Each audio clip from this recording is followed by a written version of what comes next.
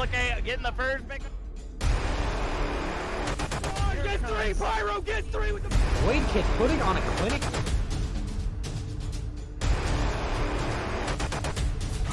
Whole team down. Oh!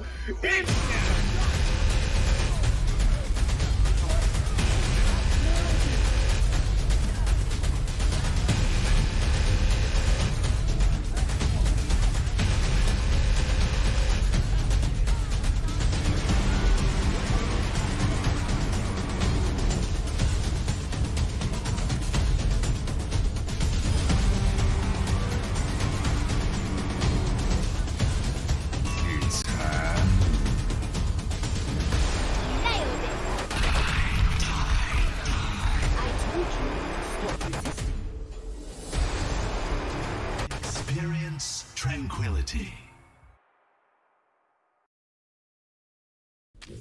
Let's drop the beat. Good evening, everyone, and welcome to our first of 3 episodes for the end of the BeatDrop this season, starting off in the Transcendence tier with our All-Stars. Say hello tonight, folks. Hello. Hello. I wasn't sure if we were folks or Yeah. or who. Yeah, y'all, the folks. They won't see this for a couple days, so and they won't really be able to say hello to us unless we're watching too. So, True. Anyways, Booth is joining me once again here on the interview stage as we go ahead and wrap things up for this season. The order you'll be seeing this are different than the way we recorded this. This is actually the last recording for the season, but will not be the last episode. So be sure every night after the All-Stars, there will be another episode of the BeatDrop featuring the All-Stars you know and love that you just watched beat the crap out of each other in a wonderful set of matches. So be sure to check them out right here, youtube.com/OW Tranquility. But enough about the shameless plugs. Let's go ahead and get to interviewing our folks tonight. Starting off with Balake. I want you to give your name, the team that you come from, and your favorite Overwatch sound. Alright, so I play flex support for Team Orbit, and I am Blockade, obviously. My favorite sound in Overwatch is probably when playing Zenyatta. It's very specific, but like when playing Zenyatta and you get nanoed and you headshot people, it's very satisfying. Ooh. I can't say I've heard that sound before. Now Not I have much. to. Yeah, but when it does happen, it's very satisfying when you hear the dinks, dinks, all that sound. Oh man, I'm gonna have Any to. nanoed headshot sound is just fantastic. Just the best. Goodness. All right, I'm gonna have to find out what that is. All right, who do we Obviously, got quick next? play after this. Yep. Let's throw a couple of nano you on every hero. Nice. Who do we got next in line there? Looks like Mr. Delphi. Oh, hello. This is a game where we all pay attention, folks. The missus. I've been married for 2 weeks. Okay, the missus keeps talking to me at Nope. very inappropriate times. I get you. Hi, I am Delphi. I am a flex support or the flex support for Primal. My favorite Overwatch sound would have to be Sombra's boop voice line, because there's nothing better than running around an enemy backline spamming boop and just seeing the Zen like try to just like shoot nothing and totally miss, and you're on the other side of the map, but they still hear it anyways. It's probably the best thing in the world. I think we've gotten that in just about every interview. So I think there's a consensus among the tiers that being the annoying Sombra and the backline spamming boop is one of the best sound effects in Overwatch. Which is funny because I play support and that happens to me a lot. Oh, so you're the Zenyatta that's trying to shoot the I still love it. I always appreciate it a little bit, no matter how much it annoys the shit out of me. Oh man, see, for me, it always happens to be when I'm playing DPS that there's a Sombra on the other team, and man, when you get those secret headshots, like they just happen to line up with somebody else on their team, and you get that dink when they get discovered, and it's like, oh, so so nice. Like you can't plan it any more perfectly. Or like when a tracer blinks in front of another enemy and ends up getting headshot instead. It's just like, oh, so good. So good. All right. And lastly, we have the Mass Effect. Hi, I'm the Mass Effect, Mass for short. All right. I play Flex Support for Requiem, and my favorite sound in Overwatch has to be Ana's heal dart sound. Or, well, I guess the healing sound in general, but that sharp, quick little piece of adrenaline gets me going. Zip, zip. Yep. All right. Pretty good. Interesting. Haven't heard that one yet, but that is definitely a good sound there for sure.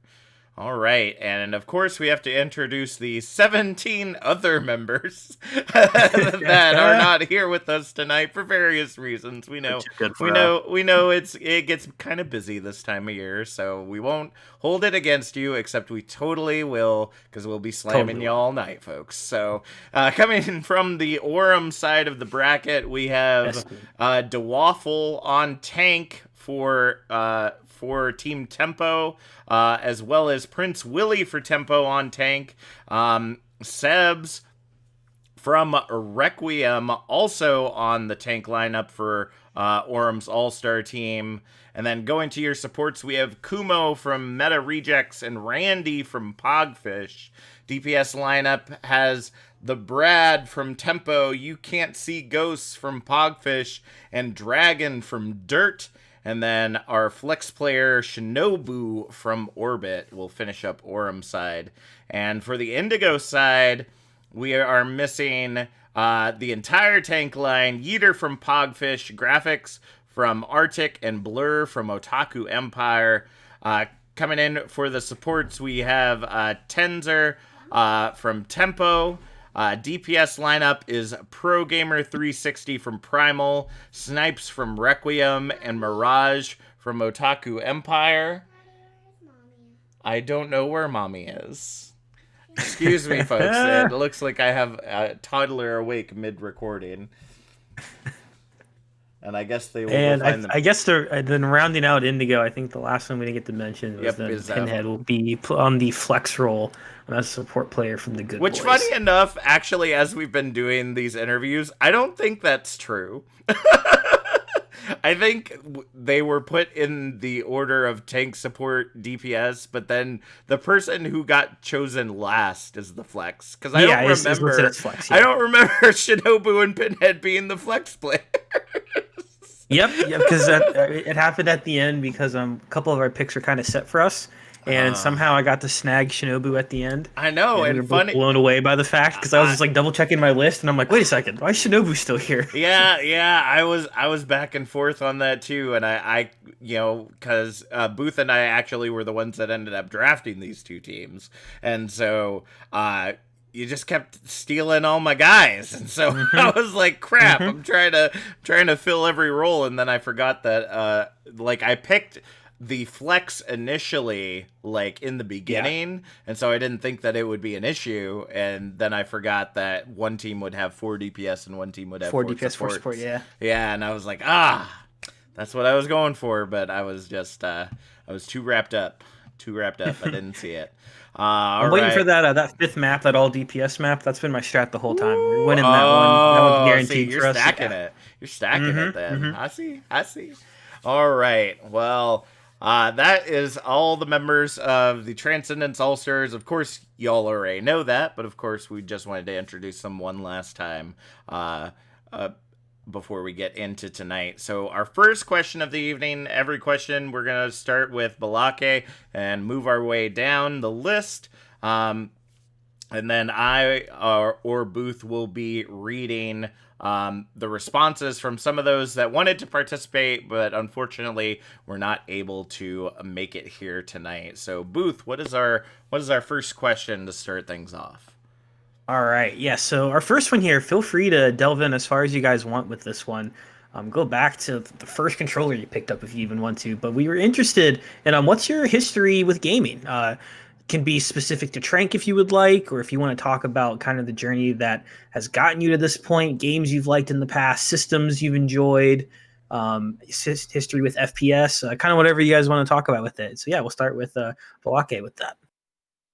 All right. So my first game I started playing was probably Mario Kart GameCube. And I played that a lot. And then after that, I transferred over like to the Wii, played a lot of Wii and the DS and playing like Pokemon and still Mario Kart.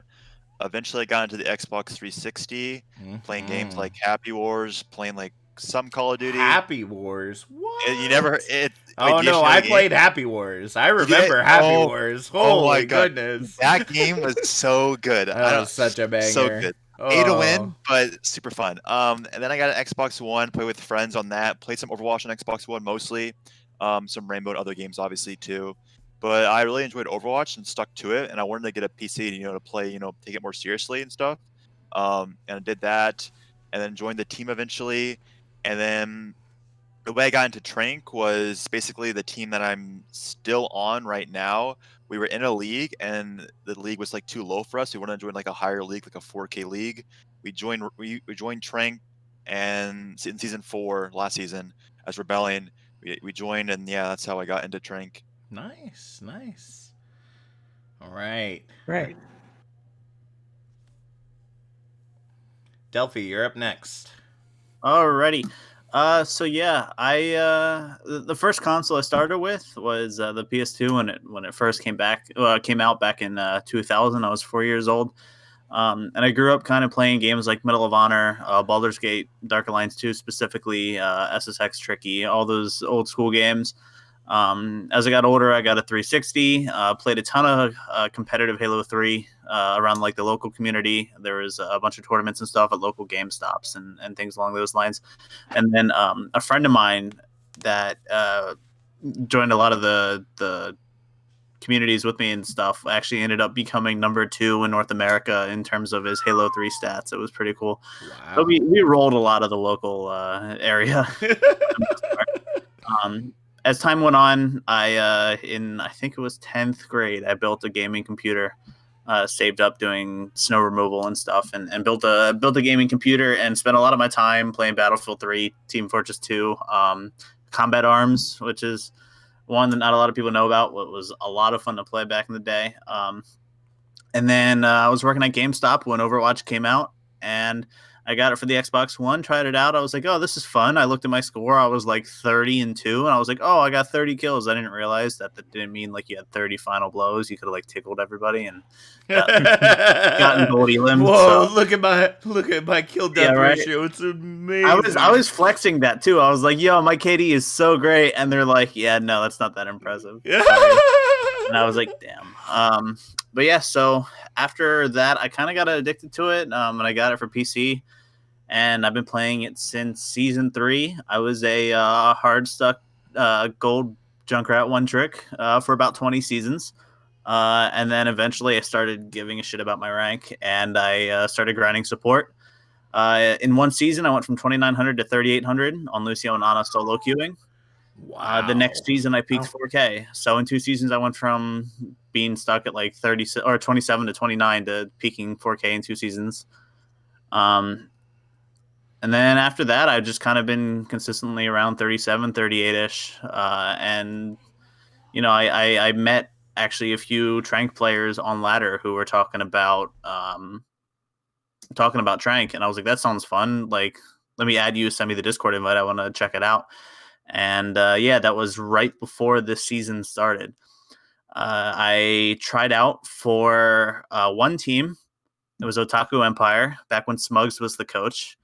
I think I did pretty well, and he said no to me. He's like, we need someone a little bit more vocal. I was like, okay, thanks, I guess.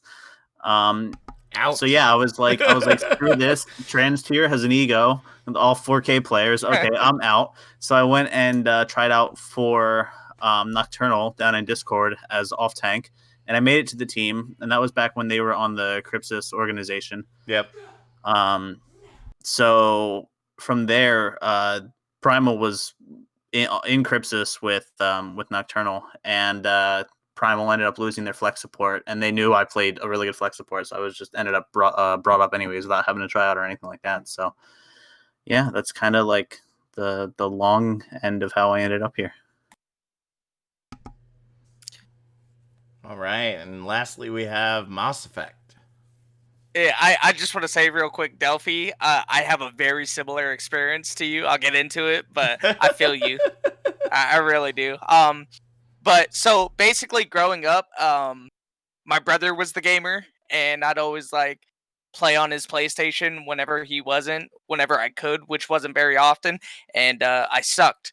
But when I turned 13, I got my own PlayStation 3, and then a couple of months later, Black Ops 2 came out, which, by the way, is the best Call of Duty game ever. Don't at me. Agreed. Right, so I started playing, and I actually realized, like, hey, like, I'm pretty good. Not the best player in the world, but, you know, pretty good for a Call of Duty player. And then, just played casually, and Overwatch came out, heard about it, didn't get into it, but right around the time Brigitte got introduced into the game is when I got it for PS4. And I'll admit it, I was a dirty Brig one trick. Oh. I abused her, and I got all the way to 2800, and I couldn't get into Diamond because every like 5 games or so, I would get disconnected, and I would lose 50 SR. So Jeff acting as the gatekeeper for you there. yep. So I'm playing for a year or two, and then I decide I want to get a PC. So I switched to PC about 2019, and I actually place gold in all my roles, even on support, which is what I'm known for. And then a couple seasons later, I climbed to Diamond, and then I climbed to Masters, and then I peaked at 3.9, and I'm still in Masters till this day. So, But I actually played in GGNA before I played in Trank.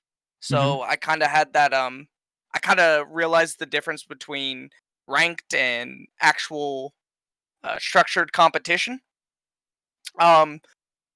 And it's funny because ranked is how I met our DPS, one of our DPS players, Divinity. And I had just casually mentioned how I wanted to play on the team. And he was like, hey, we're missing a support player. Do you want to try out? I said, sure, I'll try out. And I try out for a couple of scrims. And I don't know if it was because of pity or they were desperate or I actually impressed them, but I got the spot. And here I am today. Just trying to get to GM one day. The goal, man. I gotta grind for it. But I'll read off a couple. We've been calling them our mail-in votes from people who have sent us some of their responses that couldn't be here. So tonight, Kumo and Yeeter ended up sending up some things. I'll start with Kuma from the Meta Rejects. So their response for us was their first FPS that was... Let me read that again. Sorry, their first FPS that got them interested in some more FPS games was Black Ops 1, so close. I will agree Black Ops 2 was the most fun I had with Call of Duty. I don't know what it was about grinding for those diamond camos, but I was obsessed with it. But anyway, that's me. You're back not to alone. Kumo. You are not alone. So much fun. It said Black Ops 1, their first FPS game they played back when they were a wee old baby. They ended up playing Overwatch on release on console, then got the game for PC at the end of Season 3. Then they got involved with Tranks this season by playing with some friends, and they want to continue. Then for Yeeter told us their first FPS game was TF2. Got about 500 hours into there before finding Overwatch and getting into it. Started out in silver, kept working, and now here they are. Yeeter are Season 5 NPV for the Transcendence tier. Woohoo! All right. So it looks like next question we got up to bat, and Some of you answered this already, but if you want to delve a little deeper, feel free because we got the time. Why did you choose the team that you currently play for? So starting again with Balake. So I chose Orbit. It was more of like them choosing me per se. Like I was just ringing for teams and stuff, and I rang for their preseason match, and I played, I guess, okay, and they enjoyed my comms or whatever. And Mm-hmm. they needed a support player because the other support player was like taking a break of the game, and then I joined them for the rest of the season. Nice.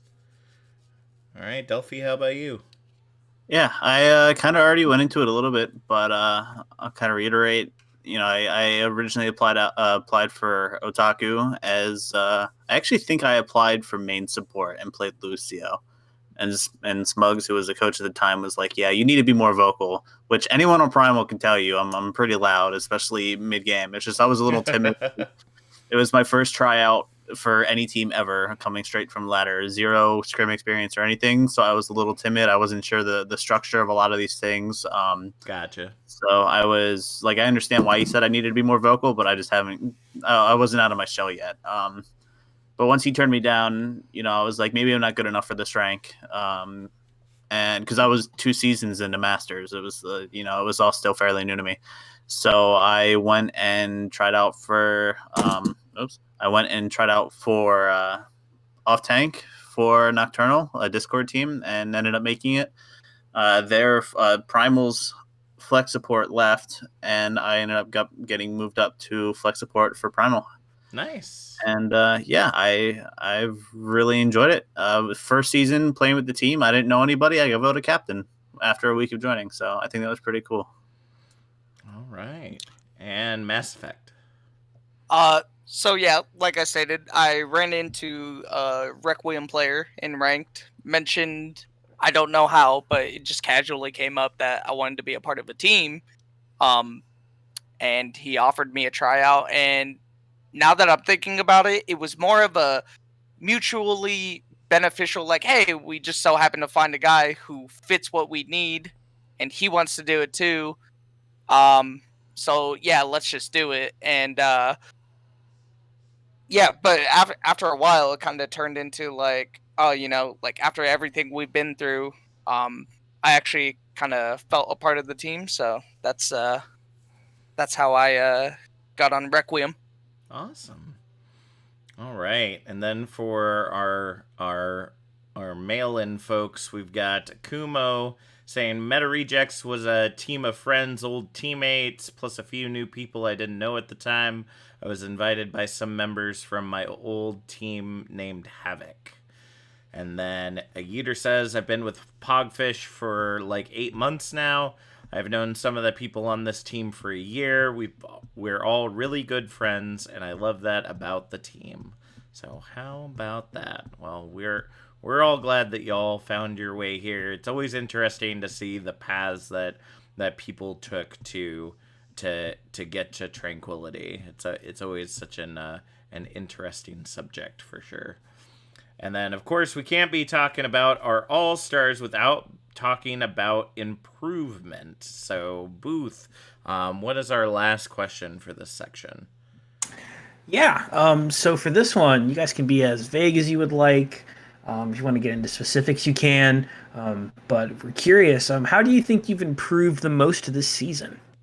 I'll look to Balakay with that. I think a lot of things, like just the like entire macro fundamentals in Overwatch and like micro stuff even too, I would say. Like when you join a new team, you have to like not only like fit with them and stuff and like play to their strengths. You have to like also like teach them stuff too. Like if you know stuff from your team, you can tell them like, hey, this might work, or they might say like, you know, no, that's not gonna work. We had these no, it's not, you know, all that stuff. So Mm-hmm. like it's a whole new journey and like process, and that's really fun. And also like clicking with the team as well, and like putting in your feedback and making it work. And I think I learned a lot from them, like how they like our play styles that we learned like throughout this, even like throughout the season we'd like try comps. If it didn't work out, we'd play a new comp, and then we learn that comp for a while. So I would just learn the comp like that, like the micro or the macro of that comp, and then I would just learn new comps. Like, so if I didn't play for that team, I would never learn like new stuff like that. Wow, So yeah. that's pretty awesome. All right, Delphi. Yeah, so when I came into Trank, I had zero scrim experience and zero idea how the game was played on a more organized setting. I really only played comp. So I kind of just relied on my game sense and my Ana skill or lack thereof to get me through scrims when I first started out. As time went on, I kind of learned more about playing in a good team setting and learning how to play off other people. I also learned that off tanks actually peel for their supports, unlike on ladder. Thank you, Deputy Bass. Deputy Bass, best Solo off tank QB like NA. that. Yep. And just being in scrims and being in a more organized setting really helped me grow as a healer and a player in general. Because of that experience, I was able to climb on all roles, not just support. So now I'm no longer 2/3 of a plat player. I'm 2/3 a diamond player. So I'm going up. And that makes, and sometimes teamwork makes all the difference too. I think that this is something that's been echoed a lot this season, is just being on a team. Even if you talk about teams like Gomel, where it's not even so much that they're scrimming all the time or getting coaching, but just that you have people that you kind of click with. It makes all the difference when climbing that ladder. It makes the difference. I've also learned in scrims, I see things from, the third person perspective as opposed to my own tunnel vision. So I notice a lot of other things that other roles need in order to succeed, which kind of helps you on ladder as well, because you'll realize these other things that you might not be doing to enable the rest of your team. So that's right. When you're in this organized setting and you're doing VOD reviews and things along those lines, it really opens your eye to things in the game that you never necessarily thought about before, because you don't VOD review, you're climbing ladder, you're just grinding and yelling at your teammates. That's all it is. Pretty much.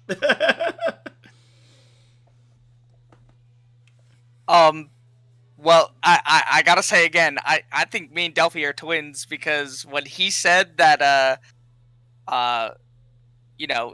having off tanks that actually peel for their healers, that was my exact experience when I first started. I was just playing for myself, trying to stay alive, and then I realized my team was there to back me up.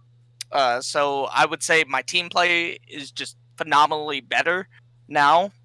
I also learned how to play against players, especially Widowmakers, that are just far better than you. And I learned how to get value while being shut out, essentially.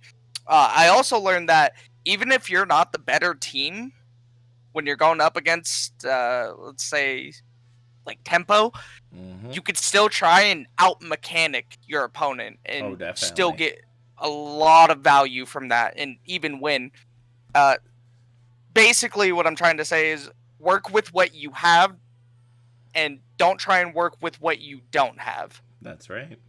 Countering the counters can be one of the biggest things that you can do in a game, and frightfully so, many times we don't see that put into effect. I don't know if it's because people are scared, like, losing ult charge or kind of the synergy that you have in the moment in doing so, but some of the best matches I've seen in Tranquility is when one team is always trying to counter the other, and then the other responds, and then it goes back to the first, and you just see that over and over and over all night long, and it makes for not only incredibly interesting gameplay, but it really keeps people on their toes. And that's just one of many different strategies. Like, you could totally just be Requiem and just go all nuts all over the place. That was our game plan, was to just...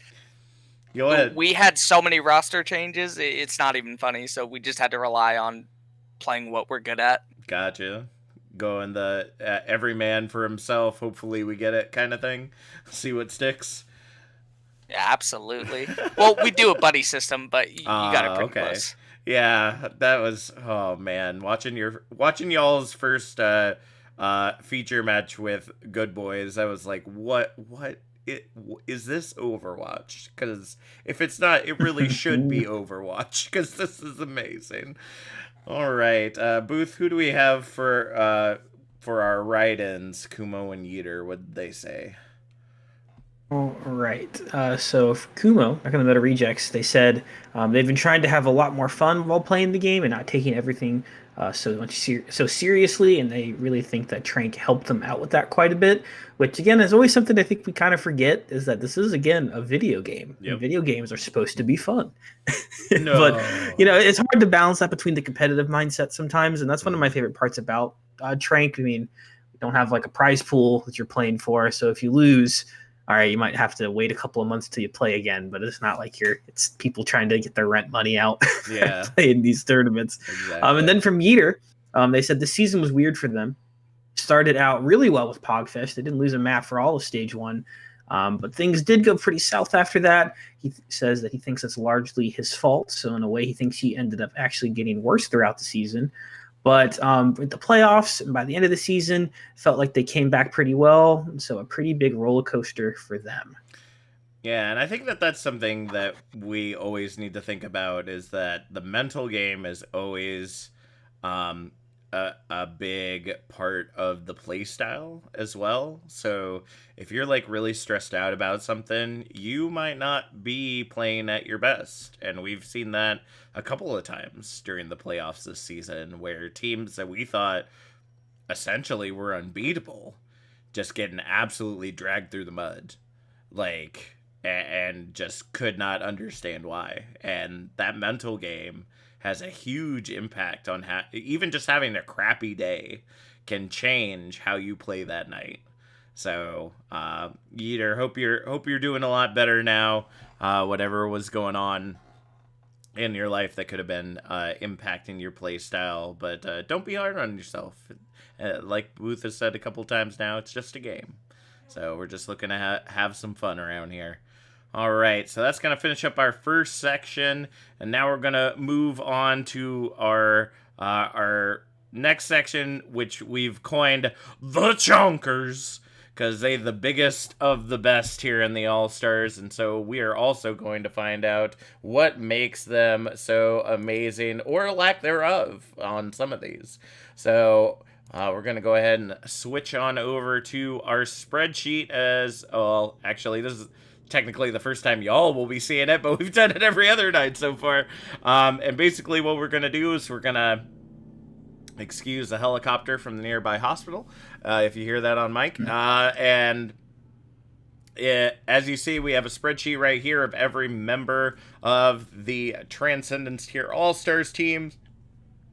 And we're basically going to be voting for who represents that particular question the most.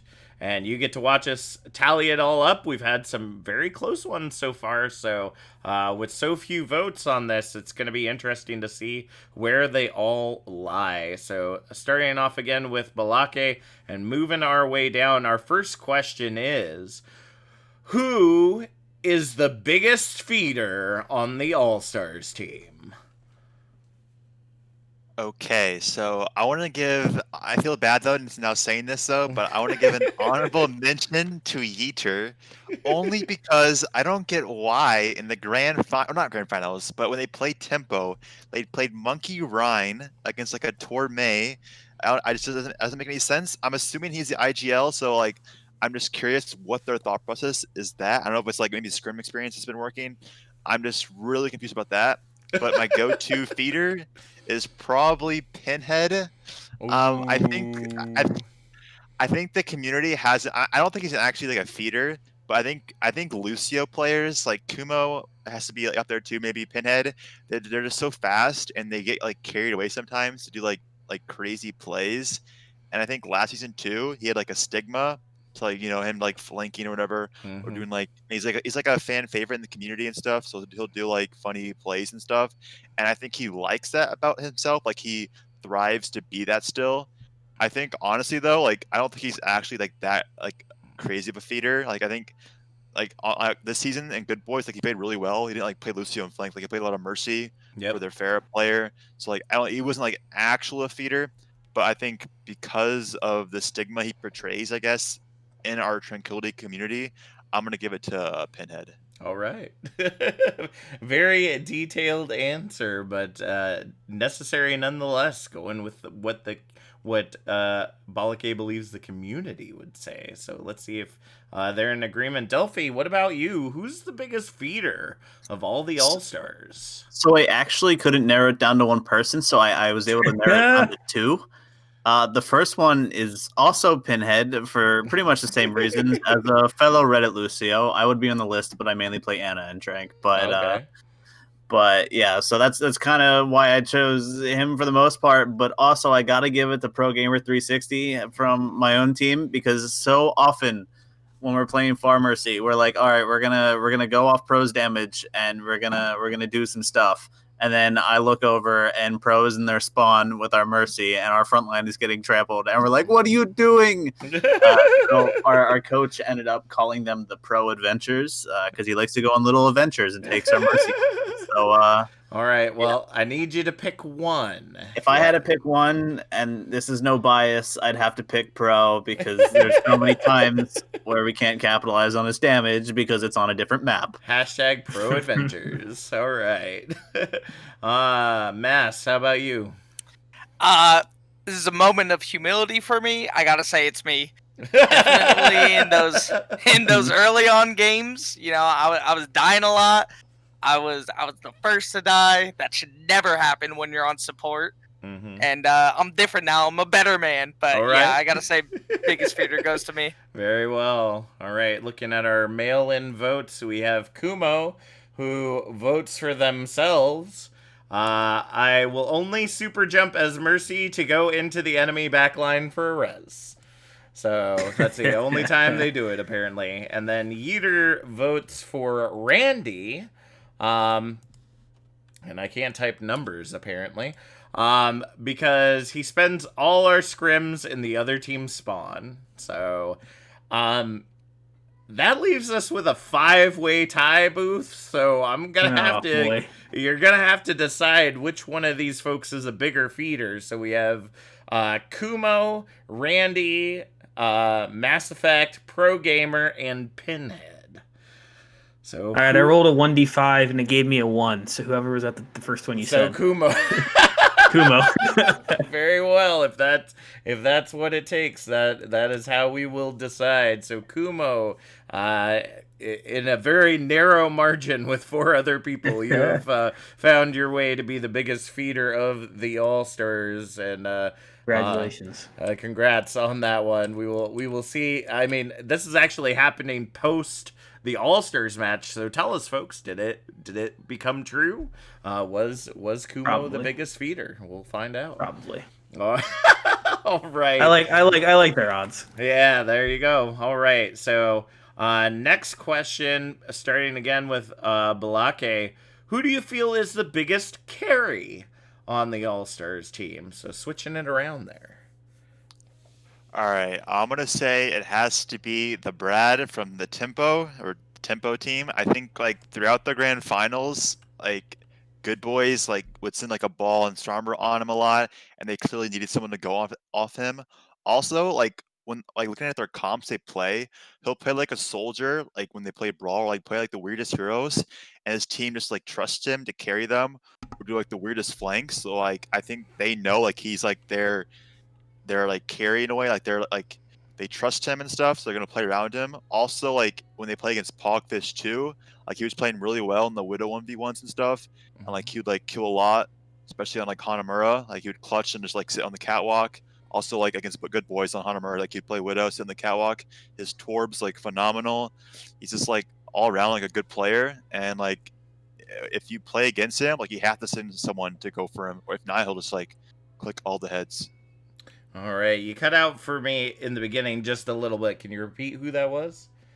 The Brad. The Brad. Ooh, I do have to agree with that. You said Pogfish, so I was like, okay, well, you got quite a few names on that list that definitely could be the carry for that team for sure.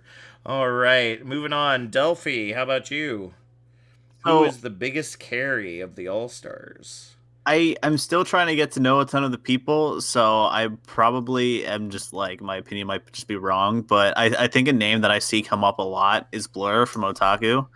He's, I mean, when we've played against them, even in scrims, he MTD'd us a lot. So yeah, Yep, Blur do be like that. Do be like that. All right, Mass. How about you? I gotta go with my off tank Sebs, especially on Diva.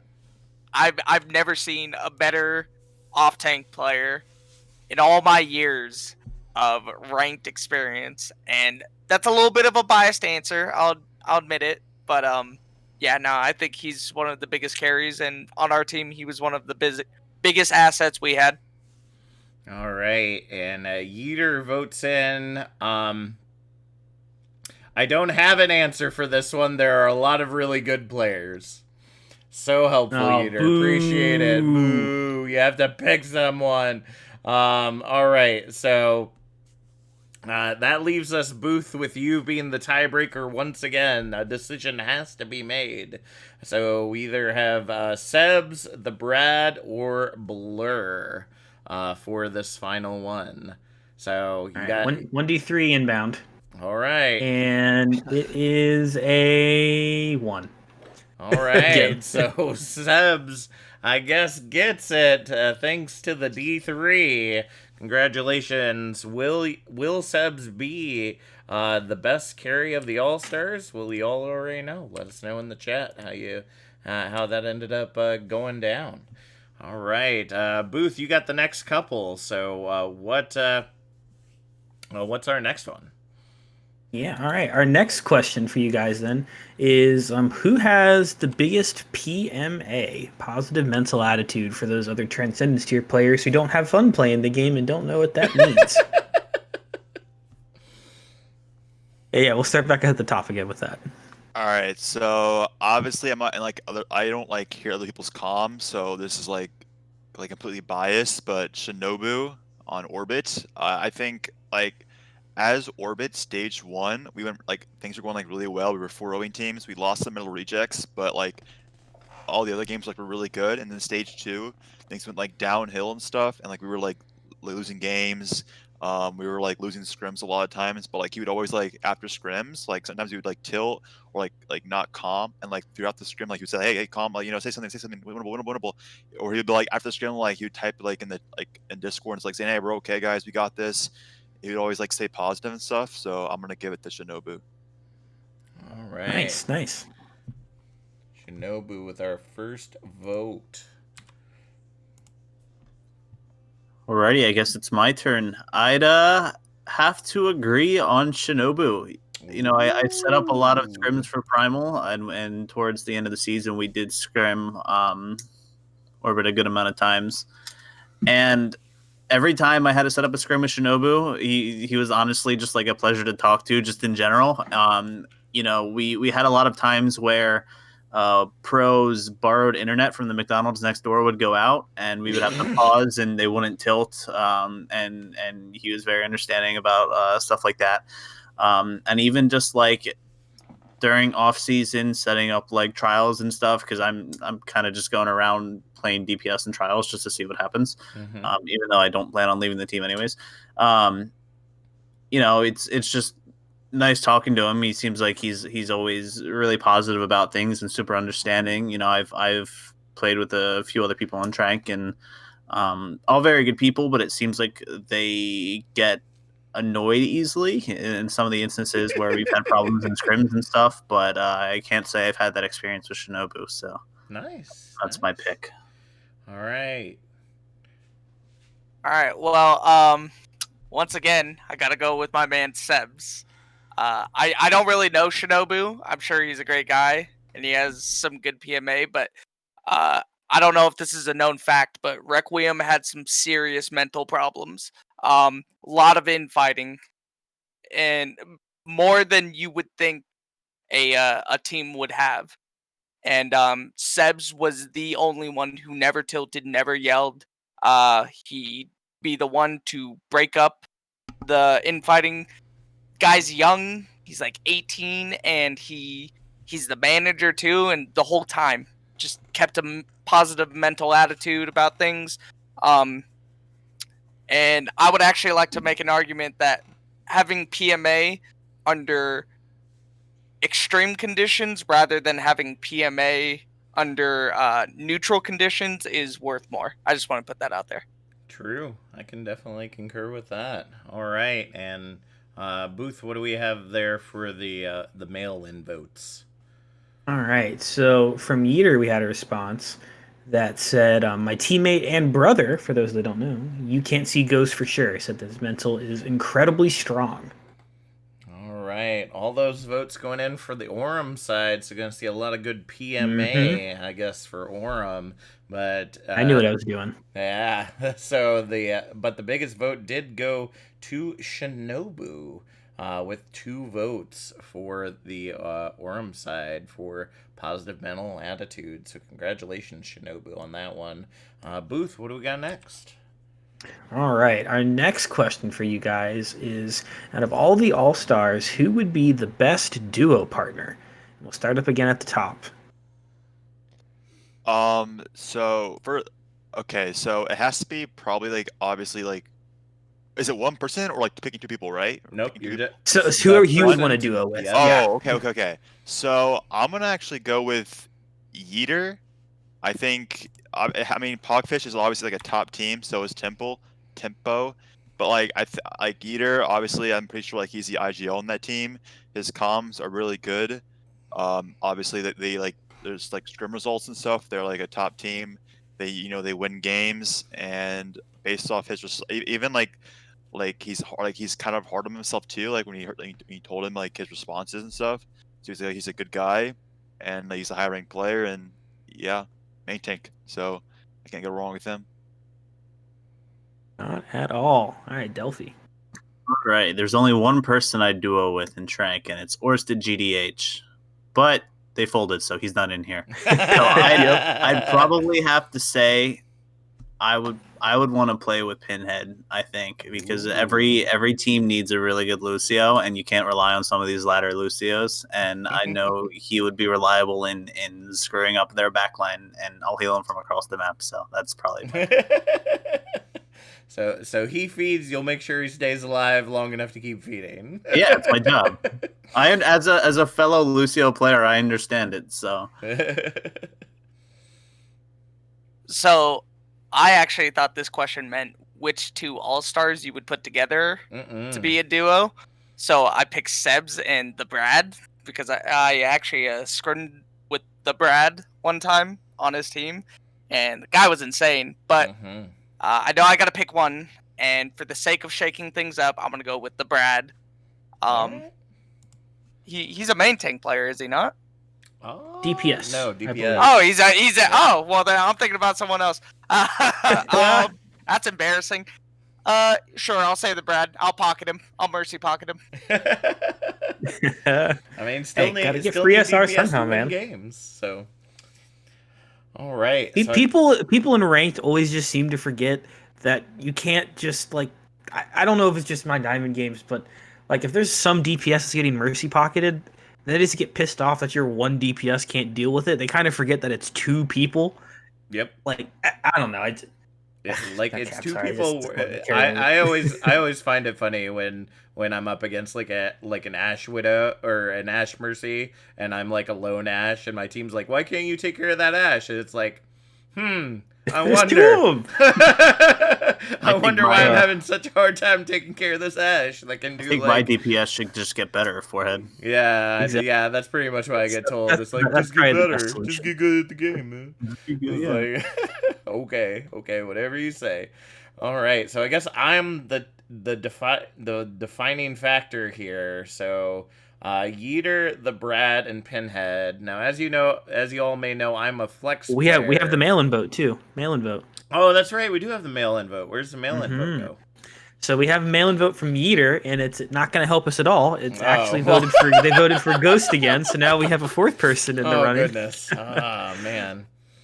All right. So I'm a flex player, but I typically play tank. So of course I'm gonna want somebody that's either gonna be able to work well with me, or at least going to click heads.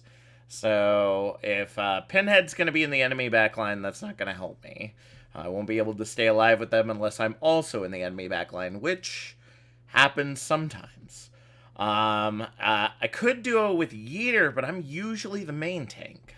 So we'd have a kind of an alpha issue there. So I don't think I could go that direction. So now it's between the Brad and You Can't See Ghosts, and literally these two. Man, I think I'm gonna have to. I got a coin nearby that I just dropped on the floor. I heard it. I am so smart like that. So It's not a regulation coin flip. You got to reset. You got to reset. Okay, so Brad and You Can't See Ghosts. Let's go ahead and call it heads. It is heads. So it looks like the Brad is going to be my choice and will be selected as the best duo partner for the Transcendence tier. So everybody be sure to hook up with the Brad so you get all those beautiful dinks filling up your kill feed.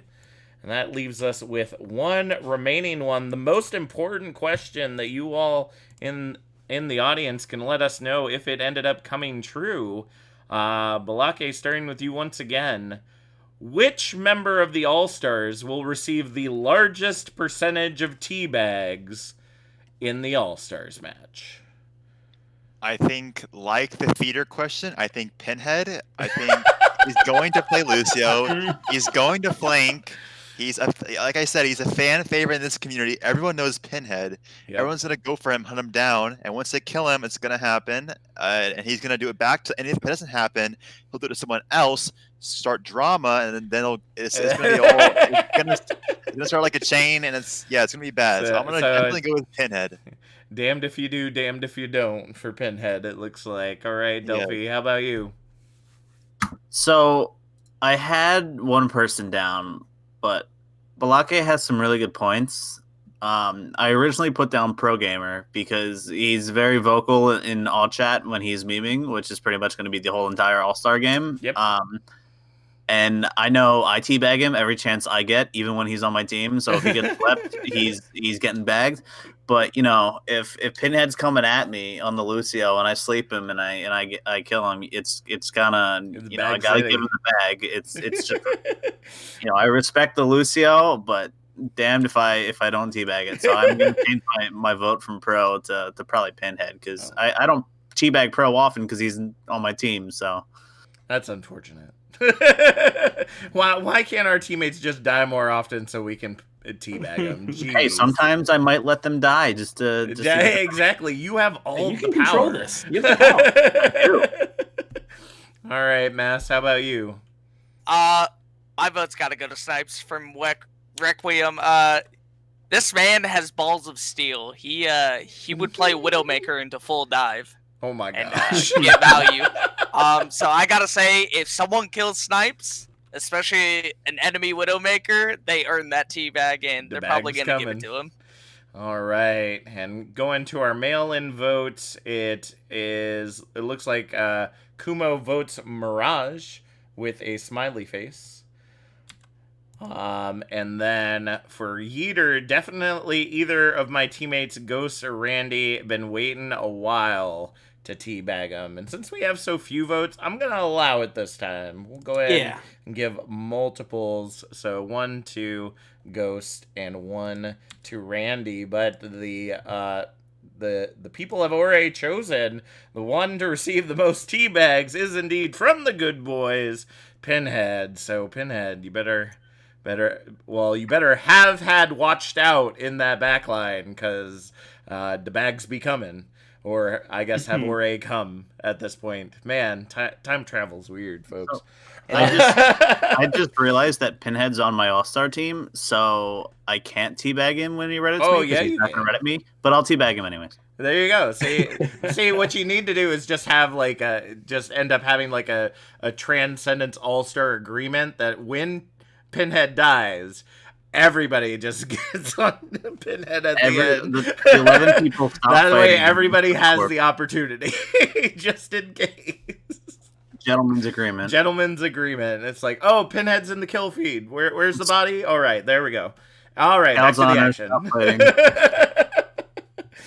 All right. Well, thank you so much for joining us with that. That was absolutely beautiful. But now we're going to go ahead and throw it back over to our VOD with some additional questions to close out our evening. Booth, take it away.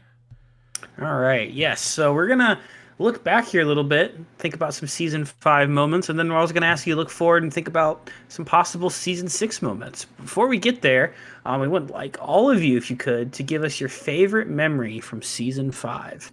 We'll run this down again from top to bottom. All right, so I can't remember like a specific moment, but I think just the entire stage 1 for us as Orbit, because like we were winning games, we were doing well. The meta wasn't like too crazy, like it wasn't brawl yet, like too crazy brawl. So like we could play like our comp that we enjoy, like the poke stuff, and we're getting away with it. So I would just say like stage 1 for us in Trank. So my answer is going to get a little sappy. That's absolutely fine. I kind of have 3. The first one being named the captain of Primal after I wasn't even supposed to be on the team in general. And it was a week after I joined. And I was like, oh, this is awesome. Like, they like me. This is great. I'm not hard throwing the games enough to, for them to pick that. So that was awesome. The second 2 best memories are people actually voting for me in All-Stars, and getting nominated for end of the season awards.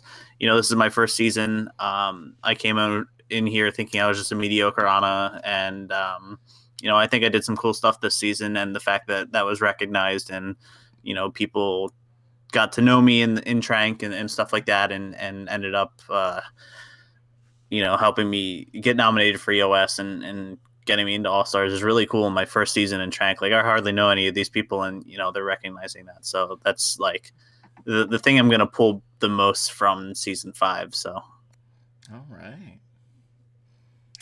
It's funny Delphi mentions being nominated. I didn't even know I was nominated until today.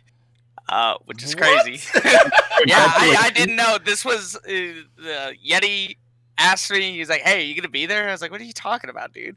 I was like, I didn't do good. Why would I be an all-star? Oh my gosh. So doesn't pay attention to announcements, doesn't watch the podcast, doesn't get any of the alerts from Tranquility. that was a pleasant surprise. But no, my favorite memory has to be we had lost our main tank, Nemo, because of a hurricane. I forget what it was called, but it was big, hit a lot of people, and so we had to replace him. And on the day of the game, we're halfway through, we're like 2-1 on Junkertown, and Snipes DCs because his roommate got him doxxed. So yeah, what? no, it was literally, and then I believe someone else, Bleach, when he was on the team, he got disconnected because of the hurricane, and so we lose 3 people in one game, but we still managed to get them back and come back from that, and I just think that was awesome. Wow, that is indeed quite a triumph. What match was that? I forget the team we were playing against, but we had just came to a decision to full Reddit on them. Bleach was in the skybox, and we came back. We actually almost 5v6 them. We were thinking about doing that, but they were nice enough to let us get organized. Oh, well, that's nice of them. Goodness gracious, that seems incredible right there. All right, what we got for our mail-ins there? All right, so Kumo from Meta Rejects said Horace showing up drunk as hell to a match, and because they couldn't stop wheezing the whole time from laughing so much. If I'm not mistaken, that was the Pogfish featured match. Oh my goodness. Then Yeater said stage 1 in season 5 was so much fun. Not dropping a map was a huge confidence boost for them, and they enjoyed all of the games. Awesome. All right. So moving on to the next question, we want to ask, what did you love about season 5. Now, this can be, an event that happened during season 5, or, you can talk about like how the tournament was set up, all the changes that we've been making. Did you feel that it was really good? Was there a specific memory that you have? Anything falls into this category. Starting again right at the top. All right, I think one thing I wanted to say is I wanted to thank my teammates so first. Like I really enjoyed playing with them, and like playing with a new team is like always fun. It's like a new journey and like steps and stuff. But I think my main thing, which no shade to Metal Rejects, but I'm really glad they didn't win because I didn't want. Like all those players are super talented. Like they're super good. That team is stacked. But I didn't want a team to I didn't want a Trank team to like off roll and just win Trank and just farm teams. So I'm glad that Pogfish could play against them and take them down, and I'm sure Tempo probably could have too. So I'm really glad that Metal Rejects lost. No shade though. All right, how about you, Delphi? I'm gonna get sappy again. No because I'm an problem. That's emotional fine. adult. Probably the thing I love the most about not only season 5 but Trank in general is how welcoming everybody is to new players and new people in the community. Not once did I feel excluded from conversations or community games or any of those shenanigans because I was new. Everybody was willing to, open up and make friends with everybody. And it was honestly a really good time getting to know everybody. Everybody is super nice. It's a competitive environment, so people get tilted sometimes or people get annoyed and things like that. But not once was I disregarded from a conversation or anything like that because I was the new kid on the block or anything like that. And it was very welcoming coming in. So, and we are glad that you felt that way because that's kind of the whole point of this community. And it was a little disheartening sometimes this season, not gonna lie, when I'd have beat drops that the team was like, oh, like we haven't really interacted with anyone from the community or like watched the games or the Iris podcast or anything like that. And I'm like, you're missing out on the best part of being a part of Trank. Like that's really what it's all about, is being a part of that community aspect. So I encourage you folks, if you haven't already, if you missed part of the season, go back and see it. It's all, for the most part, most of it's here on YouTube, except for I think we lost some videos here and there due to various reasons not under our control. But, all the content from Season 5 is here. If there's something you wanted to see, go back and watch it. You want to get involved with the community, say hi to people in general chat or in your tier chats. Like, it really is just that easy. People are always doing all sorts of things. They're streaming together, playing Among Us together, queuing together. That's the whole reason this community was built. So if you're a part of Trank and you're not taking advantage of that, I'm sorry to say, but you're freaking missing out, dude. You're totally missing out. They just need to check the announcements. That's right. That's it. Just check the announcements. Yep. Oh man, I'm an all-star. Amazing. Right. All right, Mass, it's on you now. What did you love about season 5? This doesn't really this isn't really anything Trank did, but I think it made the experience so much better. Right. I love the fact that the meta kept changing. I love how it went from double shield to double bubble, Hog Zarya to, I think it was Hog Sigma in the end. I absolutely love that. It not only did it allow for a fresh meta to play, right? But it also played to our team's strengths. Like, new meta, teams in the chaos are going to try and figure out how to play it. We can play our comfort picks. We can heavily rely on our comfort picks if it came down to that. Wow. I have not gotten that question yet, but it is a good point. And I think that is, when talking about Overwatch and concern for the meta, I mean, I don't have any concern about it because I play in Plat and we don't care about meta there. But for that high level tier of play, the meta can make or break how a match goes. And I think that it's great that Overwatch has invested as much time as they are now into, at very least, keeping the meta always changing, frequent enough that, first off, people don't get burnt out on it, and second off, that it essentially keeps the balance by being unbalanced.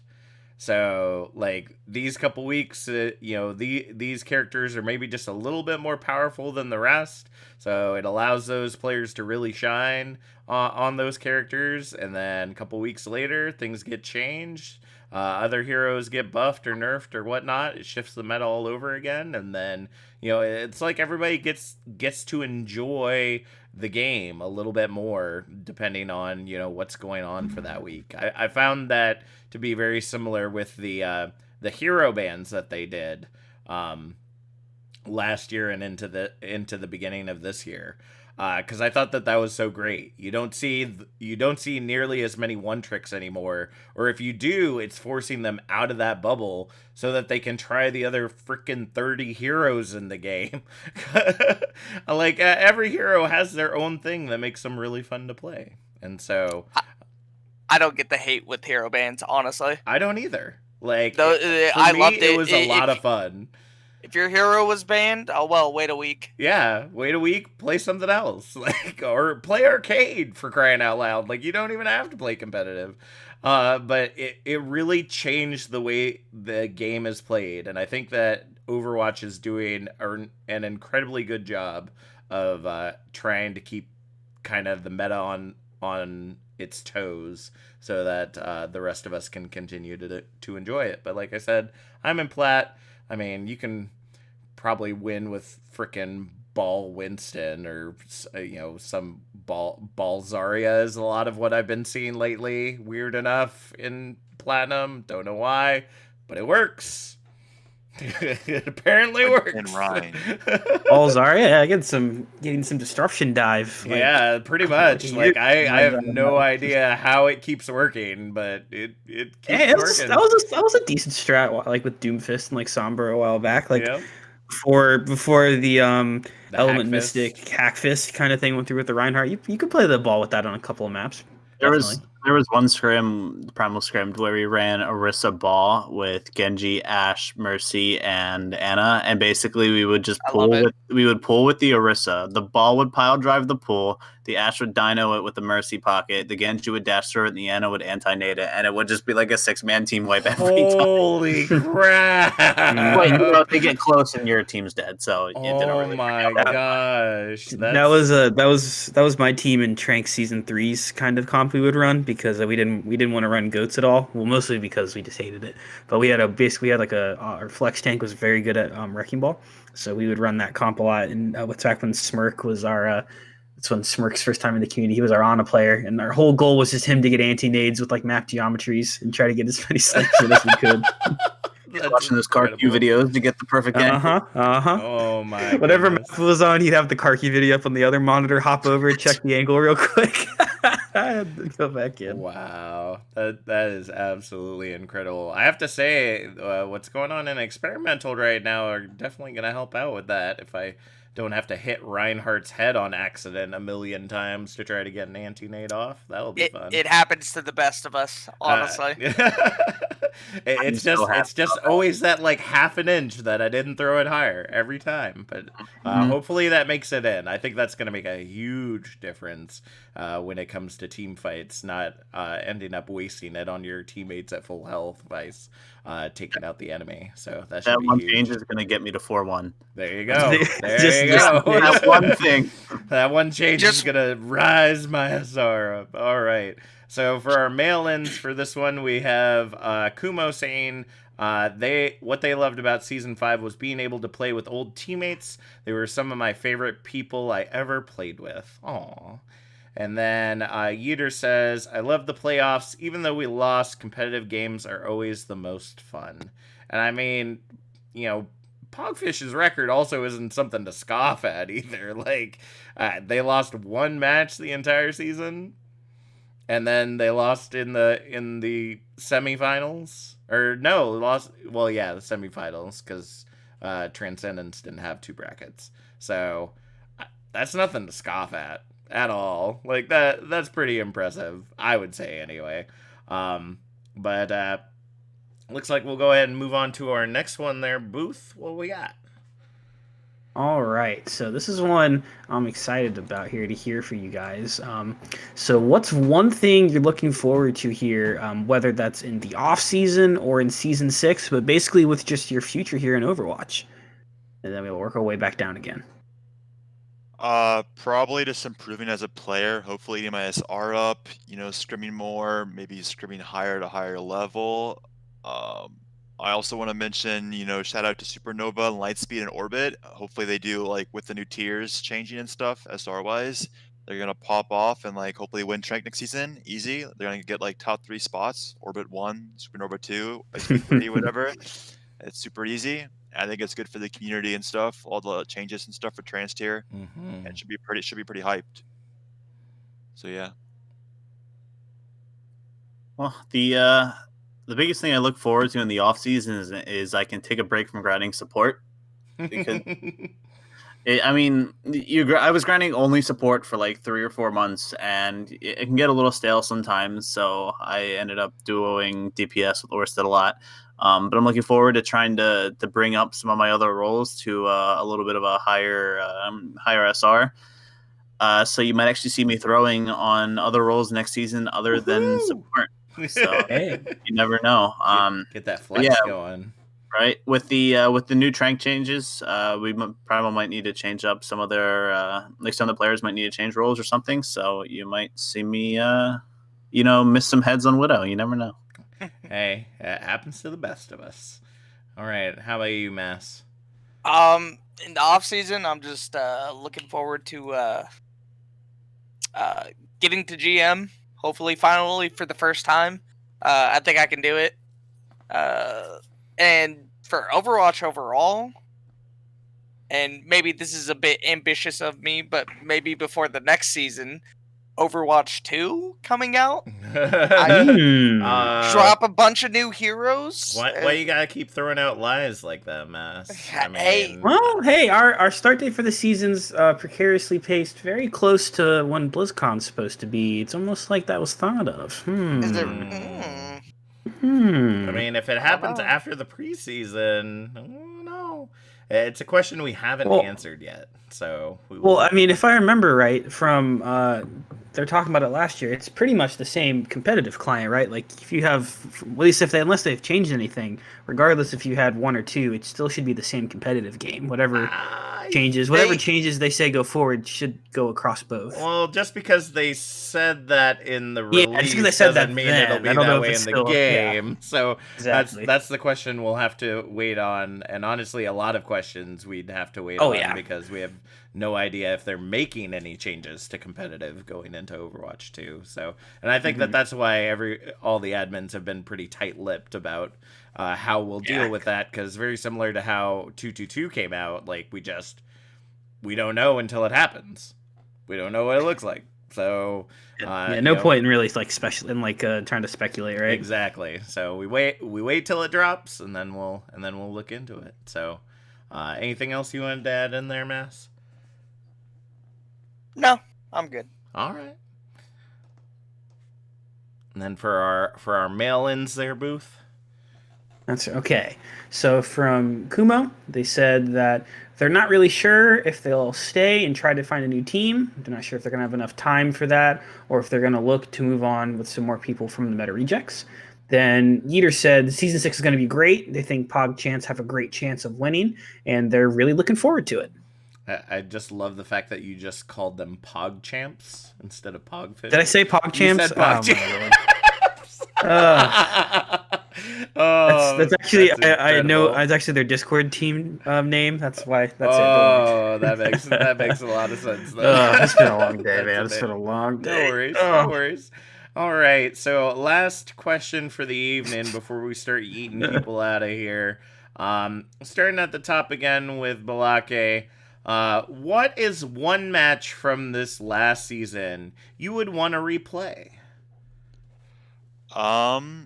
Definitely the wild card in the playoffs against Dirt. I think it was a very close game. Like it went, I believe, 7 Yep, maps. you went It to was map like 7. I remember yeah, At least that 7. was. it was like it was super close. Like they played really well too. Like they must improve. Like Dragon Sombra, I think he played Sombra that series, was really well, or really strong.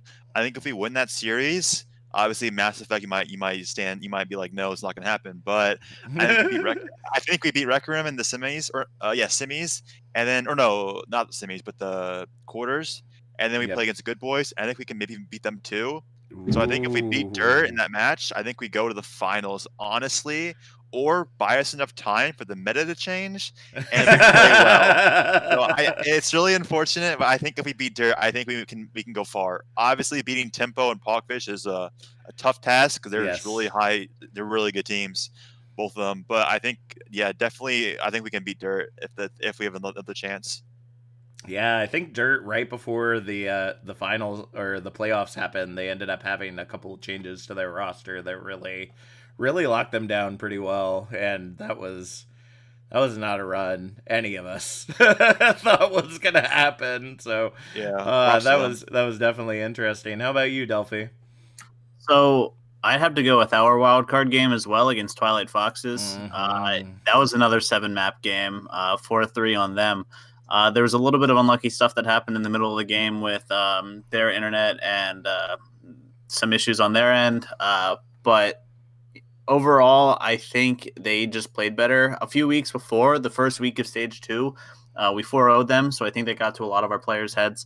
And we also had a new main tank who didn't really have any scrim experience. He's a 4K tank player, but he had zero idea of the Gotcha. differences between ladder and organized setting. Mm-hmm. So I think if we had maybe 2 more weeks, we probably could have gotten it. But that team hard practiced meta against Far Mercy, which was our bread and butter because we had the pro gamer Fara one trick. Yep.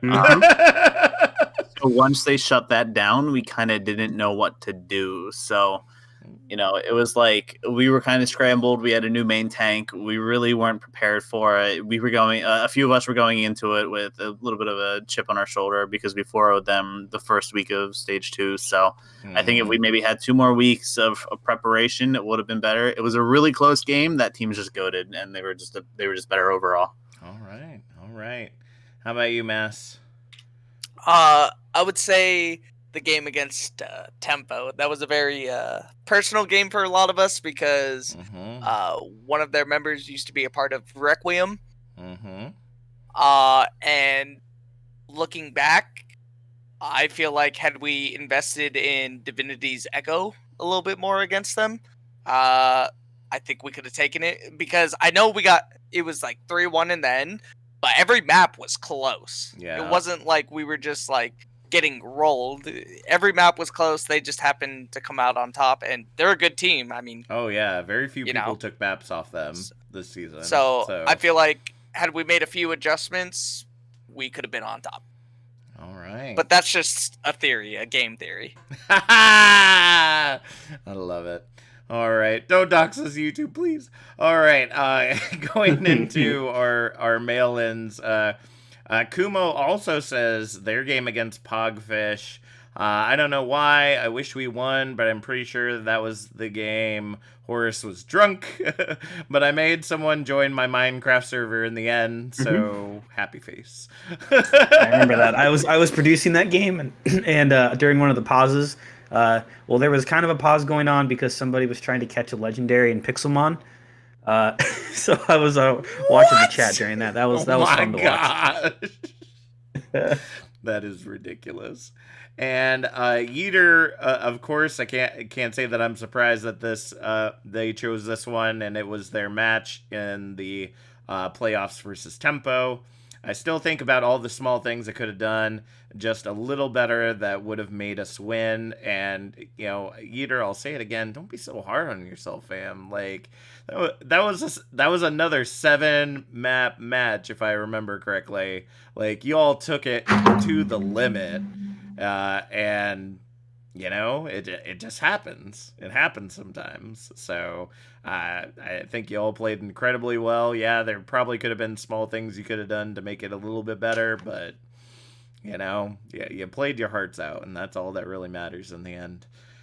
All right. Well, we've made it to the end of our evening, so that means we got to start kicking people out of here. And we do that with a little thing we call Server Kick Trivia. So tonight's trivia is character interactions. We'll be doing this for the next couple of nights as well, just because we're out of ideas at this point. After 20 episodes, we're just like, we're gonna stick with things that people probably, hopefully, know a little bit about. So these interactions will either be hero and hero or hero and environment. So say if, like, you know, a certain frozen devil type creature spawns on Nepal, they probably have a very specific voice line for that. So that's the kind of things that we're going to be looking for, and we'll let you know ahead of time which interaction we are looking at. You'll buzz in by saying your name. So if I'm Balake, I'll say Balake. And either myself or Booth, whoever's asking the trivia, will call on you. If you get the answer correct, you get to kick someone from the server. You can't kick me or Booth because we're in charge, so nana boo boo. And you can't kick yourself because we all cutthroat here on the BeatDrop, so no niceness allowed in server kick trivia. So whoever is left standing at the end gets the floor uncontested to say whatever you want. You can brag, you can bag, you can boast about your team or others, you know, whatever you want to talk about. The floor is completely yours, uncontested, and nobody gets to know till the video comes out. Any questions before we get started? Can I just say mass for my name? You can just say mass. That's absolutely fine. Good, yeah, good. As long as we can recognize who's saying it. That's really the only. It's not who finishes part. Their name first; it's who starts their name first. Yep. Can I say Booth or Captain Jack, and then y'all answer for me? No, it doesn't work Ooh, that way. good try, but no. That's big brain, but no, it doesn't work that way. I'm gonna be pretty bad at this. You know, it's always surprising. As much as we play the game, sometimes we don't pay attention to the little things. But we'll try to keep it pretty easy on you. Booth, why don't you go ahead and pick the first one? Okay, so I thought we were going to go through more of these by the time we got to this point, but we have a list of we have quite a lot to pick from. 50 of these, because we expected that we were going to be doing lobbies of like 15 to 20 people, not like lobbies of 3 people. We should make them all healer related. True. That would be interesting. Ooh, okay. That would definitely give them a shot for sure. Okay. I'll make sure I pick one that has at least one here. I don't know how many healer versus healer voice lines there are. I don't think but I don't think there's that many. Yeah, it's normally across roles, but this one at least has one healer in it, so I'll go with that. All right. Okay, this is a character v character interaction. You have to get both characters right for us. Remember, shout out your name. I've got my eye on you, Omnic, and I will watch your back in turn.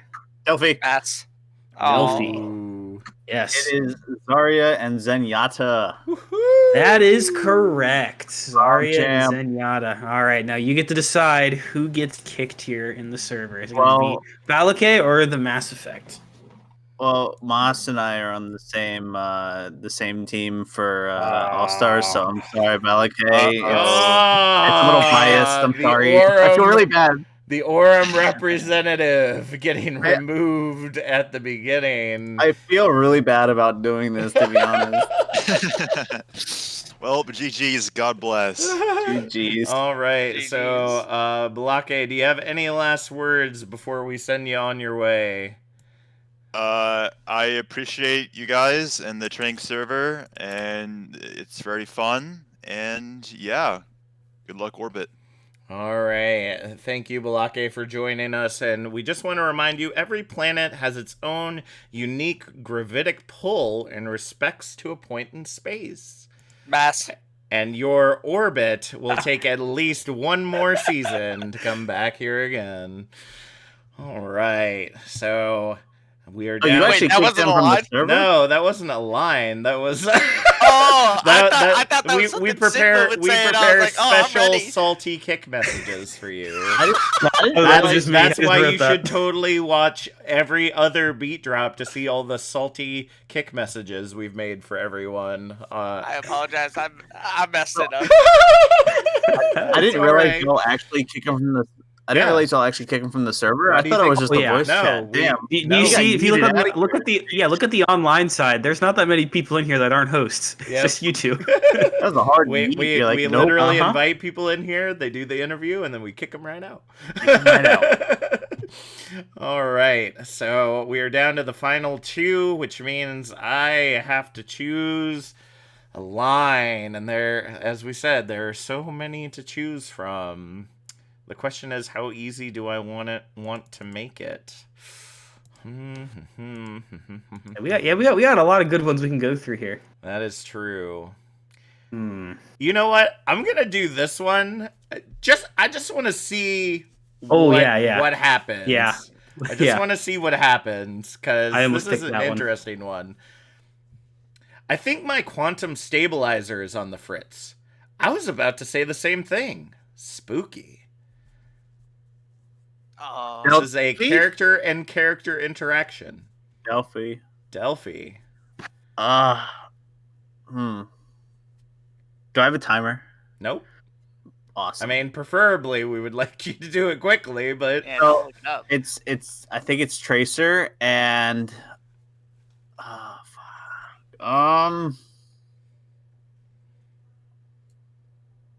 Tracer and Winston. so this is actually a trick question because it's Tracer and Tracer. Oh, you can't do that to I me. did. I just Oh. did because it technically is an interaction. If you are in a no limits lobby and you Who have plays a that? tracer and a tracer Oh. that spawn with one another, they That's say so that mean. to each other. Yeah, Wow. dirty. That's That's why the line goes. dang. I think my quantum stabilizer is on the fritz.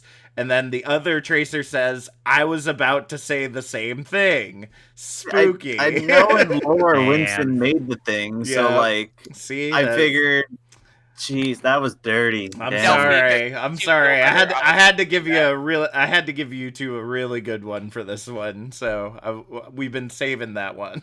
So, all right.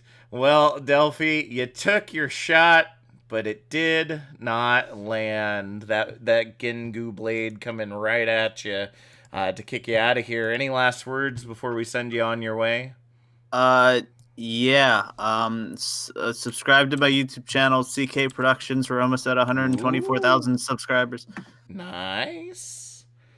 That's my sellout moment. I guess I'm gone. Goodbye. All right. So, Delphi, thank you for joining us. You're well known for helping support one of Trank's finest Phara 1 tricks. But ironically, you couldn't support yourself. Shame. Shame. And Mass Effect, with very little competition tonight, you have taken the Transcendence All-Star Server Kick Trivia Championship. How do you feel? I'm going to Disneyland. You're going to Disneyland. All right. Well, as I stated, the floor is yours. You can bag, you can brag, you can say pretty much whatever you want within limits, and you don't really have a. I mean, we haven't even hit the hour 30 mark, so I guess it depends on how much you can talk. So. Go right ahead. I can tell you the tragedy of Darth Plagueis the Live. Yeah, but- I don't think we'll go that direction. Yeah, no, we're not gonna go that. No, I just want to thank you guys, thank the Trank community for hosting Tranquility. If anyone's a support player and they feel like they want to climb, just at me in Tranquility's Discord, and I will. I'll do a VOD review. I'll do some coaching. Nice. That is very nice of you. We've actually had quite a few people going on Twitter for stuff like that, just saying, we just want to get to know more people. I think season 5 was kind of a realization that our community has grown pretty well over the past year and a half or so, and that not everybody gets to face off against everybody anymore. So having those opportunities to be able to interact with everyone, I think it's great. I think that's pretty awesome. All right. Well, thank you so much, everyone, for joining us for the Transcendence Tier All-Stars BeatDrop. We've got 2 more coming down the pike. We are going to be live right after every single All-Stars match, so be sure to come right back here at youtube.com/OW Tranquility after watching the actual match at twitch.tv/OW Tranquility. With that being said, that's it from us here at the BeatDrop. My name's Captain Jack. And I've been Booth. And we'll see y'all next time. Let's drop the beat.